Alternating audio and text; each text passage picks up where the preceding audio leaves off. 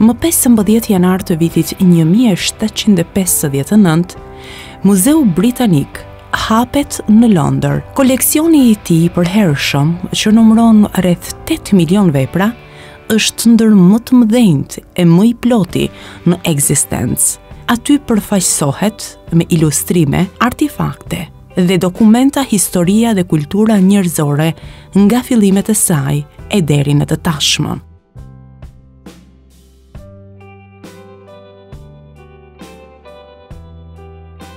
Më 15 janar të vitit 1943, përfundoi në Washington ndërtimi i godinës së Departamentit të Mbrojtjes, që njihet si Pentagoni. Ndërtesa e Departamentit Amerikan të Luftës, që mori emrin e Departamentit Mbrojtjes në vitin 1947, u ndërtua brenda 25 muajsh. Rreth 15.000 punëtor morën pjesë në ngritjen e ndërtesës. Ndërtesa me 5 kate mbi tokë dhe 2 nën tokë përbëhet nga 5 këndësh bashkëqendror që quhen unaza. Këto janë të ndërtuar rreth një kopshti qendror prej 2 hektarësh. Perimetri i Pentagonit është rreth 2 kilometra. Për një kohë të gjatë kjo ndërtesë ishte më e madhja ndërtesë zyrash në botë, dhe sipërfaqja e çdo kati është barabartë me 16 fusha të futbollit amerikan.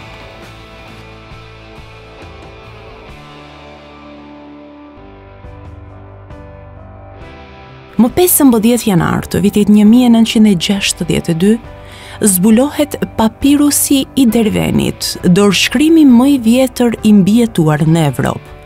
Papirusi u gjet në një varr 5 kilometra në veriperëndim të Selanikut. Varri ishte pjesë e një varreze të pasur të qytetit të lashtë Lete. Papirusi daton në rreth vitit 340 para erës sonë, gjatë mbretërimit të Filipit të II të Maqedonisë. Teksti i shkruar në dialekt dorik dhe atik, që fliteshin përkatësisht në Peloponez dhe Athinë, u botua i interpretuar në vitin 2006 nga shkencëtar amerikan e britanik. Sipas tyre, papirusi i Dervenit është tepër i rëndësishëm për të kuptuar zhvillimet fetare dhe filozofike të kohës së Sokratit. Papirusi mori emrin e fshatit Kugjet, Derven, dhe ruhet në Muzeun Arkeologjik të Selanikut.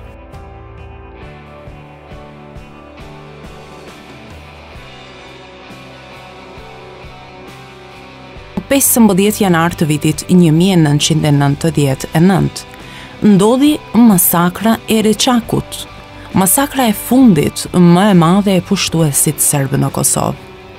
Masakër e cila tmerroi botën dhe zgjoi ndërgjegjjen e diplomacisë botërore duke u mobilizuar për Kosovën.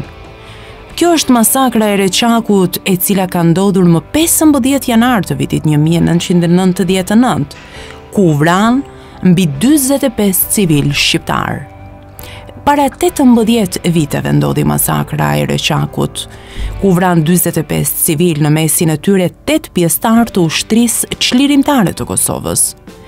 Tmerret e shkaktuara në fshatin Reçak sollën në vëmendje gjithë botën e civilizimit dhe shpalosi të vërtetën rreth planit gjenocidial të Miloševićit. Pas Reçakut, çështja e Kosovës do të jetë në një konferencë ndërkombëtare në Rambouillet e në Paris, mos suksesi i të cilës do të ndikonte në ndërhyrjen e NATO-s kundër forcave ushtarake serbe, largimin e tyre nga Kosova dhe vendosjen e administratës ndërkombëtare në Kosovë. Reçaku atë kohë kishte zënë vend në mediat dhe kancelaritë e shteteve më me ndikim në botë. Ish sekretarja e shtetit Madeleine Albright e kishte dëgjuar lajmin dhe ishte zgjuar me ankth se çdo t'i sillnin në orët në vijim Kosovës. Pas masakrës së Reçakut, rifilluan luftimet 48 orëshe mes ushtrisë çlirimtare të Kosovës dhe forcave serbe për marrjen e kufomave. Serbia donte t'i zhdukte gjurmët e krimit, por kjo tentativë tyre dështoi. Bota e pa krimin. Për herë të parë nga skena të rëndëqetëse dhe masakra barbare që bën forca serbe në popullatën civile shqiptare, kishin tmeruar edhe misionare diplomat të botës. Diplomacia botërore mobilizohej për Kosovën, ndërkaq Beogradi planifikonte ta masakronte popullin shqiptar si shumë herë të tjera fshehura zi syve të botës. Ndërkaq, shefi misionit të OSBE-s në Kosovë, William Walker, kishte shkuar në vendin e krimit një ditë më pas, më 16 janar. Pasi vizitoi fshatin, vazhdoi rrugën drejt luginës së vdekjes, ku po qëndronin të shtrirë me duar të shtangura e trupat të sakatosur kufomat të tjera të civilëve të ekzekutuar barbarisht. Ti shohësh kufomat kështu me fytyra të shkatëruara, që si duket i janë bërë nga armët që janë mbajtur afër kokave të tyre, ti shohësh 15 në një grop edhe në një mënyrë të ekzekutuar, mendoj se më nevojiten disa minuta para se të përcaktohem se çka dua të them, pohoi zoti Walker. Dhe me njëherë në një konferencë deklaroi: nga ajo që pash, nuk nguroj të përshkruaj ndodhin si masakër dhe krim kundër njerëzimit. Kjo është ngjarja më trishtuese në jetën time, deklaroi Walker para gazetarëve për masakrën e Reçakut, e cila ka qenë një nga masakrat më të tmerrshme në luftën e Kosovës.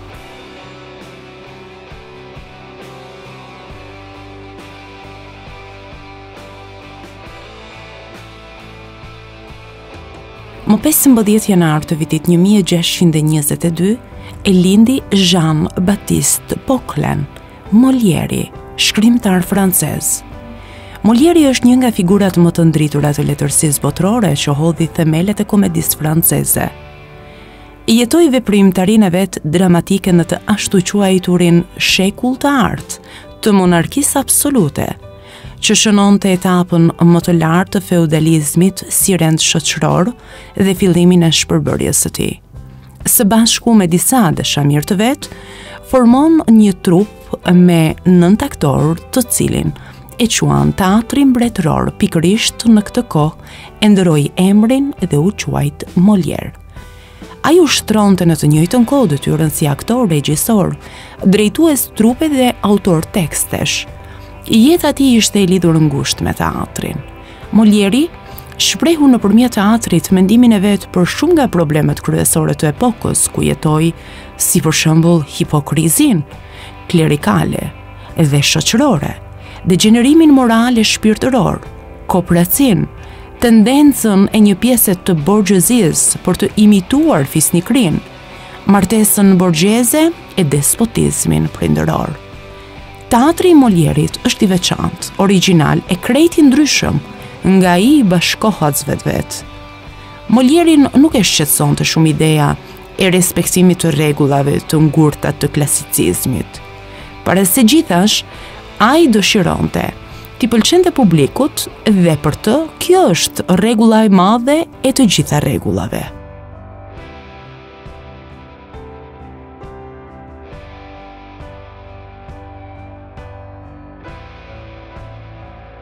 Më 15 janar të vitit 1864, lindi Isa Boletini, hero kombëtar shqiptar.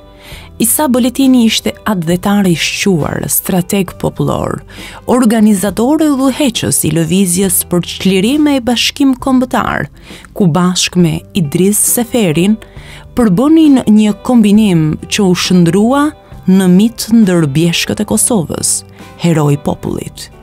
Kishte një nam të madh për guximin që e karakterizonte. Isa Boletini i dha kuptim luftës së kosovarëve për Shqipëri të përbashkët.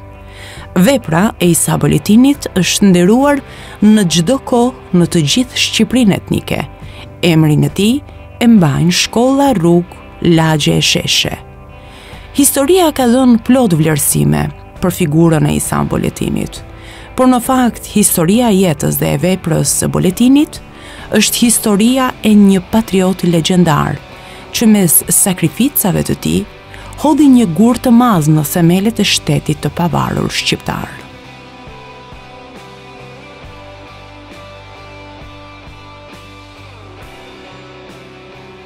Më 15 janar të vitit 1929, lindi udhëheqësi të drejtave civile, Martin Luther King i riu.